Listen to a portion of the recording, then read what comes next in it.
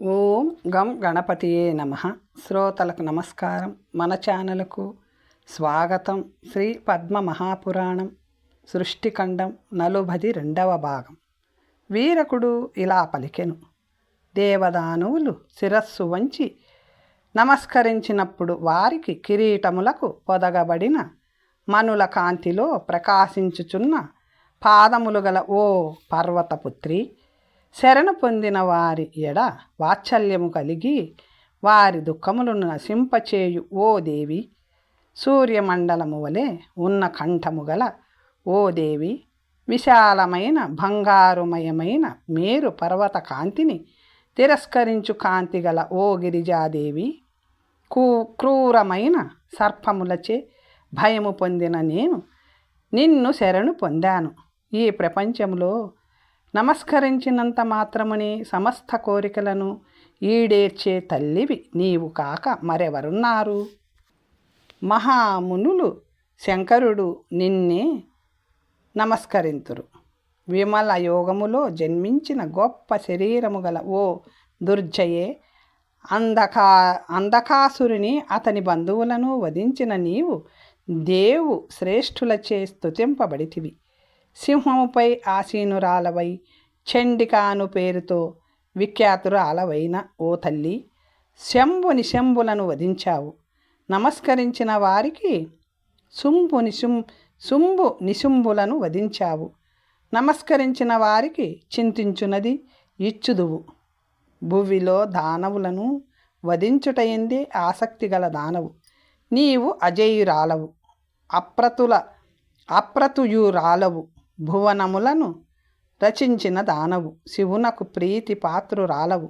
ఆకాశములో వాయుపథమునందు, అగ్నిమండలమునందు, భూమండలమందు దర్శనమిచ్చుచున్న నీ దేహమునకు నమస్కరించుచున్నాను. పెద్ద అలలతో ఉన్న సముద్రము, చరాచరములను దగ్ధము చేసే అగ్ని, వేల పడగలు ఉన్న భుజంగములు నీవే. వీటి నుండి నీవు నాకు అభయమునిచ్చెదవు. ఓ పూజ్యురాల, నీ యందు దృఢమైన భక్తి కలవారికి నీవు ఆశ్రయమును. నేను నిన్ను శరణ పొందుటకు వచ్చాను. నీ దివ్య లీలా విలాస ముఖానుభవములకు నా కరణములు నిలయములు అగునుగాక. వీరకుని స్తుతికి మెచ్చుకొనిన పార్వతీదేవి మంగళకరమైన భర్త దివ్య భవనములో ప్రవేశించెను. ద్వారము వద్ద ఉన్న వీరకుడు శివుని దర్శించుటకు వచ్చిన దేవతలను ఇలా చెప్పి వారి వారి నిలవులకు పంపివేసెను. ఓ దేవతలారా, ఇప్పుడు శివుడు దేవితో ఏకాంతములో క్రీడించుచున్నాడు. అందువలన మీరు వారిని దర్శించుటకు వీలు పడదు. ఆ మాటలు విని దేవతలు వచ్చిన దారిని వెళ్ళిపోయారు. ఈ విధముగా 1000 సంవత్సరములు గడిచినవి. శివుడు ఏమి చేయుచున్నాడన్న ఆలోచనలతో, ఆతృతతో ఏమి జరుగుతున్నదో చూసి రమ్మని దేవతలు అగ్నిని పంపించిరి. హతాశనుడు చిలుక రూపము ధరించి కిటికీలో నుంచి శివుని మందిరములో ప్రవేశించి శివుడు గిరిజతో మంచంపై ఉండుట గమనించెను. చిలుక రూపములో వచ్చిన అగ్నిని చూసి కోపముతో మహాదేవుడిలా పలికెను. సుఖరూపములోనున్న ఓ అగ్ని, క్రీడించుచున్నప్పుడు నా వీర్యములో సగభాగము దేవి యందు ఉంచాను. లజ్జ వలన మిగిలిన సగము ఆగిపోయినది. నీ వల్లనే ఈ విఘ్నము కలిగినది. కాబట్టి దానిని నీవు త్రాగు. శివుడు ఆదేశించినట్లు అగ్ని చేసెను. దేవతలకు అగ్నిముఖమైనందున ఆ వీర్యము వారిలో ప్రవేశించెను. కాగిన బంగారు వలె ఉన్న శివుని వీర్యము వారి ఉదరములను చీల్చుకొని శివుని ఆశ్రమ ప్రాంతములో నేలపై పడెను. అది ఎన్నో యోజనముల పొడవున్న సరస్సు అయ్యను. ఎన్నో బంగారు పద్మములతో నిండి ఉన్న ఆ సరస్సులో అనేక పక్షులు కూడా ఉన్నవి. దీని గురించి తెలుసుకొని ఉమాదేవి ఆ బంగారు కమలములను చూచుటకు కుతూహలముతో అక్కడికి వచ్చెను. సఖిలతో కలిసి ఆ సరస్సుతో క్రీడించెను. తరువాత సఖిలతో కలిసి తీరములో కూర్చొనెను. ఆ సమయములో కొలనులోనున్న నీటిని త్రాగవలెనని సూర్యుని వంటి కాంతి కలిగిన 6 కృత్తికలు అక్కడికి వచ్చిరి. పద్మపత్రములతో చేసిన పాత్రలో వారు నీరు తీసుకొనిరి. ఆ పాత్రలో నీరును తాను కూడా త్రాగెదనని పార్వతీదేవి అడుగగా కృత్తికలు ఇలా పలికిరి: అమ్మా, తప్పక ఇచ్చెదము. నీ గర్భంలో పుట్టిన త్రిలోక విఖ్యాతమైన పుత్రుడు మాకు కూడా పుత్రుడగును, మమ్మల్ని కాపాడును. ఈ విధముగా పలుకగా నాకు పుట్టినవాడు మీకు పుత్రుడెలా అవుతాడు అని అడుగగా పార్వతీదేవి కృత్తికలు ఇట్లు పలికిరి: ఇతనికి మేము ఉత్తమమైన తలలను ఏర్పరచెదము. అందువలన అతడు మాకు పుత్రుడగును. సరే అట్లే అగునుగాక అని పార్వతీదేవి పలికి ఆనందముతో పద్మపాత్రలో కృత్తికలు ఇచ్చిన నీటిని త్రాగెను. ఆ నీటిని త్రాగినంతని సమస్త శోక రోగములను నాశనము చేసే బాలుడు పొట్ట కుడిభాగముగా చీల్చుకొని బయటకు వచ్చెను. ఆ బాలుడు సూర్యుని కిరణ సమూహము వలె ప్రకాశించుచున్నాడు. నిర్మలమైన పెద్ద శూలాయుధమును, శక్తి మరియు అంకుశములను తీసుకొని దైత్యులను విధించుటకు ఉద్యుక్తుడయ్యెను. ఈ కారణము వలన మన్మథుని తిరస్కరించు కాంతి కలిగినందున కుమారుడు అనిపించుకొనెను. పిదప పార్వతీదేవి ఉదరము యొక్క ఎడమ భాగము నుంచి మరి ఒక బాలుడు ఉద్భవించెను. అగ్నిముఖము నుంచి పుట్టినందున స్కందుడు అని పేరు పొందెను. శత్రువులను సంహరించు ఈ బాలునకు 6 ముఖములు కలిగినందున షడ్వదనుడను పేరు వచ్చెను. కృత్తికలు తమ శాఖలతో చేతులతో ఇచ్చిన నీటి వలన ఆ బాలుడు జన్మించెను. అందుకే అతనికి విశాఖ అను పేరు వచ్చెను. ఈ విధముగా ఆ బాలునకు స్కంద, విశాఖ, షడ్వక్త, కార్తికేయ అని పేరు వచ్చెను. సూర్యుని వంటి కాంతి కలిగిన వారిరువురు చైత్ర బహుళ అమావాస్య నాడు వనములో జన్మించిరి. లోకహితార్థం వైశాఖ శుద్ధ పంచమి నాడు అగ్నివాయువులు వారిరువురిని కలిపి ఒక్కటిగా చేసిరి. వైశాఖ శుద్ధ షష్ఠి నాడు బ్రహ్మ, ఇంద్ర, ఉపేంద్ర, సూర్యుడు మొదలగు దేవతలందరూ పట్టాభిషక్తుని చేసిరి. ఇంద్రుడు తన పుత్రిక అయిన దేవసేనను భార్యగా ఇచ్చెను. విష్ణువు ఆయుధమునిచ్చెను.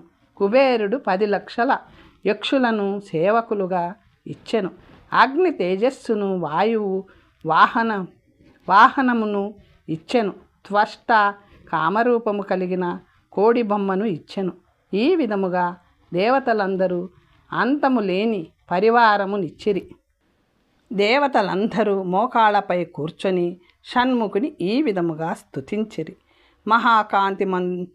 మహాకాంతిమంతుడైన కుమారునకు నమస్కారం, స్కందునికి నమస్కారం, దానవ సంహారికి నమస్కారం, బాలసూర్యుని వంటి కాంతి కలిగిన వానికి నమస్కారం, గుహునకు నమస్కారం, లోక భయమును నాశనము చేయువానికి నమస్కారం, లోకములకు దయచూపు వానికి నమస్కారం, నిర్మలమైన విశాలమైన కన్నులు గలవానికి నమస్కారం, విశాఖునకు మహావ్రతునకు నమస్కారం, రణవీరునకు నమస్కారం, మయూర వాహనునకు నమస్కారం, భుజకీర్తులను ధరించిన స్వామికి నమస్కారం, ఘంటన ధరించిన ధైర్యశాలి అయిన స్వామికి నమస్కారం. మీ కోరిక ఏమిటో చెప్పండి. కష్టము అసాధ్యమైనను మీ మనసులో ఉన్న కోరిక ఏమిటో చెప్పండి, తప్పక నెరవేర్చెదను అని కుమారుడు పలికెను. దేవతలు ఆ మాటలు విని సంతోషంతో చేతులు జోడించి నమస్కరించి ఇలా పలికిరి: దేవతలకు శత్రువు అయిన తారకుడు అను దైత్యుడున్నాడు. బలవంతుడు, జయింపశక్యము కానివాడు, క్రూరుడు, దురాచారుడు, కోపిష్టి, అందరినీ నాశనము చేసే ఆ దైత్యుని వధించు. రెండవ పని, దేవతలకు వధింపశక్యము కాని హిరణ్యకశిపుడు యజ్ఞములను నాశనము చేయుచున్నాడు. ఆ పాపకర్ముడు బ్రహ్మను కూడా ఇబ్బంది పెడుతున్నాడు. వీరిరువురిని వధించు. ఈ మహాకార్యమును చేయగల సమర్థుడవు నీవే. ఈ విధముగా పలుకగా దేవతలందరినీ తీసుకొని తారకుని వధించుటకు బయలుదేరెను. అనంతరము ఇంద్రుడు ఆ దానవుని యుద్ధమునకు ప్రేరేపించుటకు పరుషవాక్యములు పలుకు దూతను తారకుని వద్దకు పంపించెను. ఆ దూత వెళ్ళి ఇలా పలికెను: ఓ దైత్యుడా, దేవరాజైన ఇంద్రుడు ఇలా చెప్పెను: ఓ తారక, త్రిలోకాధిపతి అయిన దేవేంద్రుడను నీవు చేయు పాపములు అగ్నివలే లోకములను దహించుచున్నవి. నిన్ను వధించెదను. ఆ మాటలు విని తారకుడు కోపముతో కన్నులు ఎర్రబారి దూతతో ఇలా పలికెను: ఇంద్ర, నీ పౌరుషమును 100 సార్లు యుద్ధములో చూశాను. దుర్మతి అయిన శక్రుడా, నీకు సిగ్గు లేకపోవడం వలన నీకు శాంతి లేదు. దూత ఈ విధముగా పలికి వెడలిన పిమ్మట తారకుడు ఇలా ఆలోచించెను: ఇంద్రునికి ఏదో ఒక ఆశ్రయము లభించనిచో ఇలా మాట్లాడడు. శక్రుడిలా మాట్లాడుతున్నాడంటే స్కందుడు జన్మించి ఉంటాడు. అప్పుడు అతని అంతమును సూచించే ఎన్నో అపశకునములను చూసెను. ఆకాశము నుంచి ధూళి వర్షము మరియు రక్తవర్షము కురిసినది. ఎడమ కన్ను అదిరినది, నోరు ఎండిపోయినది. పద్మము వంటి ముఖము కలిగిన తన వారి ముఖములు వాడినవి. దుష్ప్రాణులు క్రూరముగా అరుచుచున్నవి. తారకుడు తన కోట వైపు వచ్చుచున్న భయంకరమైన దేవ సైన్యమును చూసెను. అనేక గజముల గుంపులతో, గుర్రములు సకలింపులతో, ఎత్తుగా పట్టుకున్న పతాకములతో, అద్భుత ఆకారములు కలిగిన విమానములతో, చామరములతో, కిన్నెరులు ఉచ్చస్వరముతో పాడుచున్న పాటలతో, అనేక రకములైన మాటలను ధరించి దుఃఖమును కలిగించు అస్త్రములతో అనేక వాయిద్యములు వాయించుచు మెరుపుల కాంతిలో వచ్చుచున్న దేవతా సైన్యమును తారకుడు చూచెను. తారకుడు ఆశ్చర్యముతో, నేను జయించనివాడు ఎవడు ఇందులో ఉన్నాడు అని ఆలోచించుచుండెను. ఇలా ఆలోచించుచుండగా సిద్ధవందులు కటువైన పదములతో పలుకుచున్న మాటలను వినెను. అసమాన శక్తి కలిగినవాడా, నీకు జయము.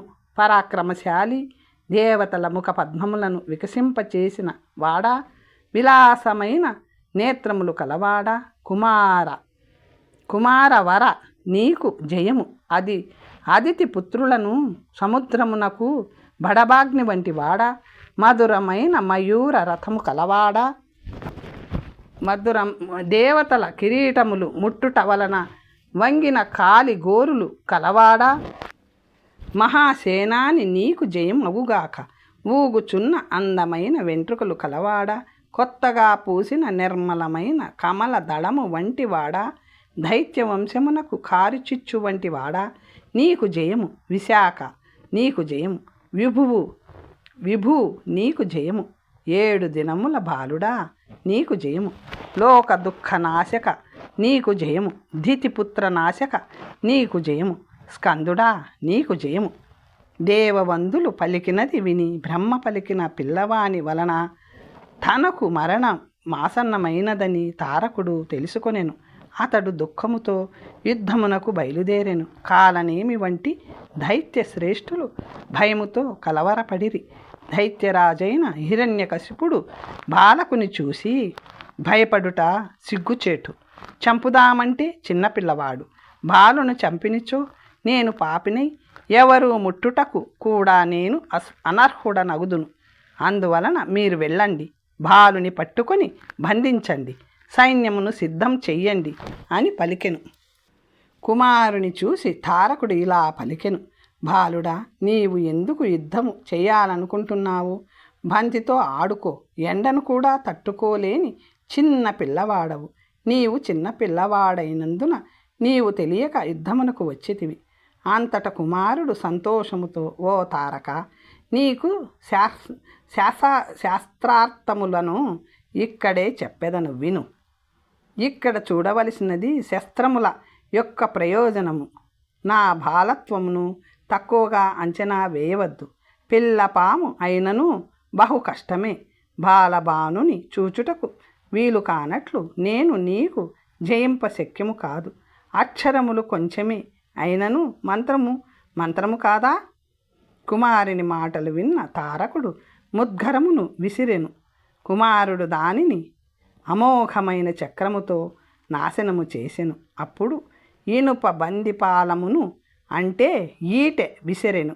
కార్తికేయుడు దానిని చేతిలో పట్టుకొనెను. ఆ తరువాత భయంకరమైన శబ్దము చేసే గదను దైత్యునికి పైకి విసిరెను. దానిని తారకుడు పర్వతముతో అడ్డగించెను. బాలకుడు జయింప శక్యము కానివాడు, సహింప నలవి కానివాడు, నాకు కాలము దగ్గర పడినది, సందేహము లేదు అని తారకుడు తెలుసుకొనెను. తారకుని భయము గమనించిన కాలనేమి మున్నగువారు కుమారునితో భయంకరమైన యుద్ధము చేసిరి.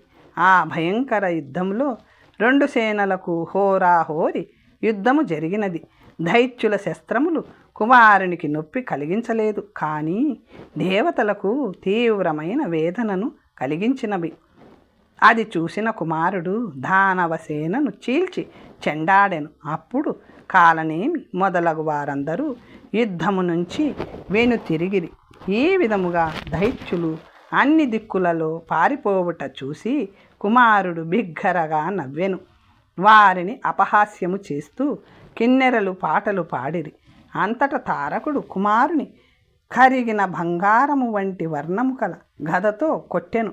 వివిధ బాణములతో కొట్టెను. అవి వెళ్ళి కుమారుని వాహనమును తాకి రక్తము కారగా కుమారుడు కోపముతో, దానవాదమా, ఆగు ఆగు, నిన్ను ఈనాడే యమపురికి పంపించెదను అని పలికి శక్తిని ప్రయోగించెను. వజ్రాయుధము పర్వతములను చీల్చున్నట్లు శక్తి అస్త్రము శబ్దము చేస్తూ దైత్యుని గుండెను చీల్చెను. ఆ దైత్యునికి కిరీటము ఆభరణములు నేలపై పడినవి. ప్రళయకాలములో పర్వతము నేలపై పడునట్లు తారకుడు నేల కూలెను. తారకుడు చచ్చి నేలపై పడినప్పుడు నరకములోనున్న పాపులు కూడా దుఃఖించలేదు. దేవతలందరూ ఆనందముతో కుమారుని స్తుతించిరి. వారి కార్యము నెరవేరుట వలన దేవతలందరూ సిద్ధులు, తపోధనులైన మునులు వరములనిచ్చిరి. ఎవరైతే ఈ కథను చెప్పెదరో, వినెదరో, చదివెదరో వారంతా కీర్తిమంతులగుదురు. ఐశ్వర్యవంతుడు, సర్వదుఃఖ విముక్తుడు అగును. సంధ్యావందనమును చేసి ఈ కథను చదువువాడు కిన్నెరలతో కలిసి ధనాధిపతి అగును. నరసింహ మహత్యము. భీష్ముడు ఇలా పలికెను. ఇప్పుడు హిరణ్యకశిపుని వధ, నరసింహుని మహిమను మరియు పాపాత్ములను నాశనము చేసిన విధానమును వినవలయునని కోరుకొనుచున్నాను అనెను. అప్పుడు పులస్త్యుడు ఇలా పలికెను. పూర్వము కృతయుగములో దైత్యులకు ఆది పురుషుడైన హిరణ్యకశిపుడు గొప్ప తపమాచరించెను. 11,000 సంవత్సరములు బ్రహ్మచారి అయి మౌనవ్రతం అవలంబించ, స్నానాదులను ఆచరిస్తూ జలవాసి అయి దృఢవ్రతుడై తీవ్ర తపమాచరించెను. అతని తపస్సునకు నియమములకు బ్రహ్మదేవుడు సంతుష్టుడయ్యెను. అనంతరము సూర్యవర్ణ కాంతితో శోభించుచున్న విమానములో హంసలు పూంచబడిన విమానములో ఆదిత్యులు, వసువులు, సాత్యులు, మరుత్తులు, ఇతర దేవతలు, రుద్రులు, రాక్షసులు, పన్నగులు, దిక్కులు, విదిక్కులు, నదులు, సాగరములు, నక్షత్రములు, ముహూర్తములు, కచరులు అంటే పక్షులు, గ్రహములు, దేవతలు, బ్రహ్మఋషులు, దేవఋషులు, సిద్ధులు, సప్తఋషులు, రాజఋషులు, పుణ్యవంతులు, గంధర్వులు, అప్సర గణాలచే పరివేష్టితుడై బ్రహ్మదేవుడు అచ్చటికి వచ్చెను. బ్రహ్మ విధులలో పరబ్రహ్మ తత్వమును చక్కగా తెలుసుకున్నవాడు శ్రేష్ఠుడు, చరాచర జీవరాశులకు మాన్యుడు, దేవతలచే పరివేష్టితుడైన బ్రహ్మదేవుడు ఆ దైత్యునితో అంటే హిరణ్యకశిపునితో ఇలా పలికెను. ఓ సువ్రత, నీ తపస్సుకు భక్తికి నేను సంతోషించాను. నీకు శుభమగుగాక. నీకు ఏమి వరము కావలేనో కోరుకునము అనెను. అప్పుడు హిరణ్యకశిపుడు ఇలా పలికెను. ఓ దేవోత్తమ, దేవాసుర, గంధర్వ, యక్ష, రాక్షస, మానుష పిశాచములచే నేను వధింపబడరాదు. ఋషులు కాని పిశాచములచే కాని నేను వధింపబడరాదు. ఋషులు కాని మానవులు కాని నన్ను శపించరాదు. నా తపస్సునకు నీవు సంతుష్టుడవైనచో నాకు ఈ వరమును ప్రసాదించు. అలాగే శస్త్రములచే కాని అస్త్రములచే కాని గిరులచే కాని, వృక్షములచే కాని, శుష్క అంటే ఎండిన వస్తువుచే కాని, తడి వస్తువుచే కాని, మరే ఇతర వస్తువులచే కాని నేను వధింపబడరాదు. సూర్యుడు, చంద్రుడు, వాయువు, అగ్ని, జలము, అంతరిక్షము, నక్షత్రములు, దశ దిశలు, క్రోధము, కామము, వరుణుడు, ఇంద్రుడు, యముడు, కుబేరుడు, యక్షకింపురుషులకు నేనే నాయకుడను కావాలి. బ్రహ్మదేవుడు ఇలా పలికెను. వత్స, దివ్యమైన అద్భుతమైన వరములను నీకు అనుగ్రహించుచున్నాను. వీటి వలన నీ కోరికలు నిస్సందేహముగా సిద్ధించును. ఈ విధముగా హిరణ్యకశిపునకు వరముల అనుగ్రహించిన పిదప బ్రహ్మదేవుడు ఆకాశ మార్గంలో అంతర్ధానమై బ్రహ్మర్షి గణాలచే సేవితమైన బ్రహ్మ సదనానికి చేరెను. అనంతరము దేవతలు, గంధర్వులు, ఋషులు, చారణులు హిరణ్యకశిపునికిచ్చిన వరములను విని బ్రహ్మదేవుని వద్దకు వచ్చిరి. ఓ స్వామి, నీవనుగ్రహించిన వరప్రభావమున ఆ అసురుడు మమ్ములను వధించును. మా యందు అనుగ్రహముంచి అసురుని వధించు ఉపాయమును చెప్పవలేను. సర్వభూతములకు ఆదికర్తవు, దేవతలకు పితృదేవతలకు సమర్పించు కవ్యములను రచించిన వాడవు, అవ్యక్తుడవు, దేవతాశ్రేష్ఠుడవు. సర్వలోక హితకరమైన ఆ మాటలను విన్న బ్రహ్మదేవుడు వారిని ఊరడిస్తూ చల్లని మాటలు ఇలా పలికెను. ఓ దేవతలారా, అతని తపమునకు సరి అయిన ఫలమును ఇవ్వవలేను. తపఃఫలము ముగిసిన తరువాత విష్ణు భగవానుడే స్వయముగా అతనిని సంహరించును.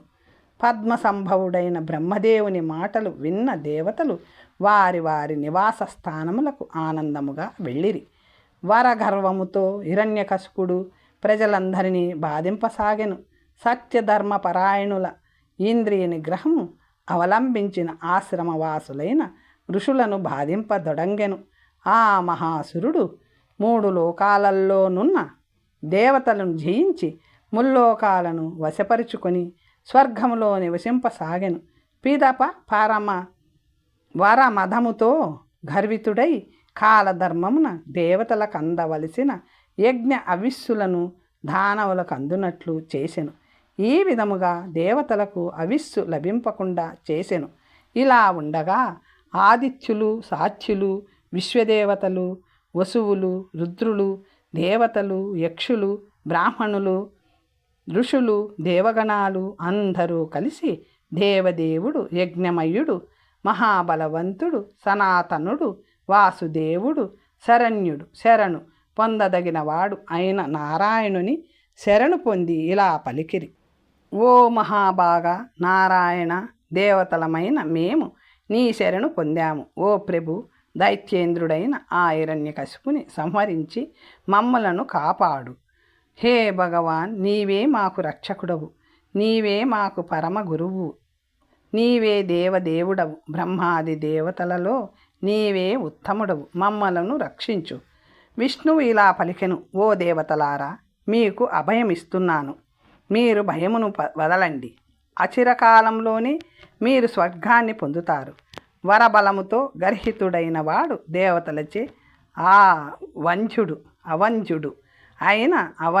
అవంజుడు అయిన ఆ దానవేంద్రుని నేను వధింతును. భగవానుడు అవ్యయుడు అయిన శ్రీమన్నారాయణుడు దేవతలతో ఆ విధముగా పలికి సూర్యుని వంటి తేజస్సుతోనూ చంద్రుని వంటి కాంతితోనూ ప్రకాశించుచున్న విష్ణు భగవానుడు హిరణ్యకశిపుడు నివసించు స్థలమునకు వెళ్ళెను. సగం దేహం నరునిగాను, మిగిలిన సగం సింహముగాను రూపముగాను నరసింహ రూపముగా అవతరించి ఒక చేతిలో 2వ చెయ్యి పెట్టుకొని దివ్యమైన, రమ్యమైన, మనోహరమైన, సర్వకామప్రదమైన వస్తువులతో నిండి ఉన్న తేజోవంతమైన హిరణ్యకశిపుని సభామందిరమును చూసెను. 100 యోజనముల పొడవు, 70 యోజనముల వెడల్పు విస్తీర్ణము కలిగిన ఆ సభ అంతరిక్షములో నుండి కామగమనము కలిగి 5 యోజనముల ఎత్తు కలిగి ఉండెను. జర అంటే ముసలితనము, శోకము, క్షమ అనునవి లేనిది, కంపించినది, సుఖకరమైనది, శుభకరమైనది, చిన్న చిన్న గృహములు కలది, ఆసనములు కలిగినది, తేజోవంతమైనది, లోపల నీరు కలిగినది, విశ్వకర్మచే రచింపబడినది, దివ్యమైన వర్ణములు కలిగిన ఫల పుష్పములతో నిండిన వృక్షములతోనూ మరియు నీలి, పిత, అసిత, శ్యామ, శ్వేత, ఎరుపు వర్ణము కలిగిన పూలగుత్తులు తెల్లని మేఘము వలె ఆకాశములో తేలుచున్నవి. స్వాభావికముగా కాంతివంతముగా నున్న ఆ సభ దివ్య గంధముతో వాసనతో రమణీయముగా నున్నది. అచ్చటికి వెళ్ళిన వారు సుఖ దుఃఖములు, శీతోష్ణములు, ఆకలి దప్పికలు పొందరు. వివిధ రూపములు కలిగిన చిత్రములతో అలంకరించబడినది. శుభకరమైన సర్వములతో నిండినది. సూర్య చంద్రాగ్నుల కాంతిని మించిన కాంతితో ప్రకాశించుచున్న ఆ సభా స్వర్గములోనున్న వస్తువులను కూడా ప్రకాశింపచేసెను. అచ్చట ఉన్న మానవులు ఎల్లప్పుడూ ఆనందముతో నిండిన మనస్సు కలిగి ఉండుట వలన వారు ప్రకాశించిరి. అచ్చట రసవంతమైన ఉత్తమమైన భక్ష్య భోజ్యాలు ఆ సభలో బహుళముగా నున్నవి. అచ్చట ఉన్న పూలమాలలు దివ్య పరిమళములను వెదజల్లినవి. అచ్చటి వృక్షములు ఎల్లవేళలా ఫలభిరతములై ఉన్నది. అచ్చట జలము శీతాకాలములో వెచ్చగాను, వేసవి కాలములో చల్లగా ఉన్నవి. కల్ప వృక్షముల వంటి ఆ వృక్షములు పుష్పభరితమైన కొమ్మలతోనూ చిగురులతోనూ వికసించి లతలచే చుట్టుకొనబడినవి. సువాసనాభరితమైన పూలతోనూ రసవంతమైన ఫలములతోనూ శీతోష్ణముగానున్న నీరు కలిగిన తటాకములతోనూ నిండు ఆ సభలో నరసింహస్వామి చూసెను. కమలములు, పుండరీకములు, ఎర్రని తామరలు, ఇంకా ఎన్నో రకముల పుష్పములు ఆ సభలోనున్నవి. కరాండవములు, చక్రవాకములు, నీటి పక్షులు మరియు స్ఫటికము వంటి తెల్లని రెక్కలున్న పక్షులు ఉన్న సభలో హంసగీతములు, బెగ్గురు పిట్టల రావములతోనూ కూడి ఉన్నది. భగవంతుడైన నరసింహుడు పుష్పించిన ఖదిర వేతన ప్రబ్బ అర్జున, మామిడి, నిమ్మ, వేప, పున్నాగ, కదంబ, వకుళ, నారింజ, అశ్వగంధ, పాతాళ, శాల్మలి, హరిద్రవ, శాల, తాళ, తమాల మనోహరమైన చంపక వృక్షములను చూసి సంతోషించెను. ఇవి కాక ఏలక్కి, మద్ది, కంకోల, లవలి, తుంగముస్తే, పిప్పలి, తాటి, అంజన, అశోక, పరాన్నస, చిత్రిక, జాజి, పలాస, పనస, చందన, మొగులు, కడిమి, అశ్వత్థ, నల్ల తుమ్మకి, పారిజాత వృక్షములతోనూ మల్లి, దేవదారు, ఆటరూప, పీల, మందార, గోరంట, పతంగ, అడవి మల్లి, ఎర్ర గోరంట, నీలి, అగరు, కింసుక, దానిమ్మ, మోదుగ, దూకూల, ఇంగు, ఖర్జూర, నారికేల, కరకు, ఇప్ప, సప్తపర్ణ, బిల్వ, యవ, శరావత, వేగిస, తమల వృక్షములు ఎన్నో గుల్మములు చేతను లతల చేతను చుట్టబడి ఉన్నవి. ఇవి కాక ఎన్నెన్నో రకములైన అడవి చెట్లతోనూ వివిధ ఫల పుష్పభరితములైన వృక్షములతోనూ వికసించినది. చకోర పక్షులు, నెమళ్ళు, మత్త కోకిలలు, చిలుకలు మొదలైన పక్షులు ఎగురుతూ పుష్పించిన ఆ వృక్షములపై వాలినవి. ఆ చెట్ల చివర రక్తవర్ణ, పీతవర్ణ, అరుణవర్ణములు కలిగిన పక్షులు నివసిస్తూ ఒకదానినొకటి చూచుకొనుచున్నవి. అటువంటి సభ మధ్యలో దివ్యమైన సూర్యకాంతిని పోలిన ప్రకాశముతో వెలుగుతూ 10 బారల ఎత్తులలో నున్న సింహాసనము దైత్యేంద్రుడైన హిరణ్యకశిపుడు ప్రకాశవంతమైన కర్ణాభరణములను ధరించి ఆసీనుడయ్యను. గొప్ప గొప్ప దైత్యులందరూ హిరణ్యకశిపుని సేవించిరి. ఉత్తములైన గంధర్వులు దివ్య తాళములకు అనుగుణముగా గానము చేసిరి. విశ్వాచి సహజన్య ప్రామ్లోచన దివ్య సౌరభేయి సమీచి పుంజిక స్థల మిశ్రకేశి రంభ చిత్రభ శృతి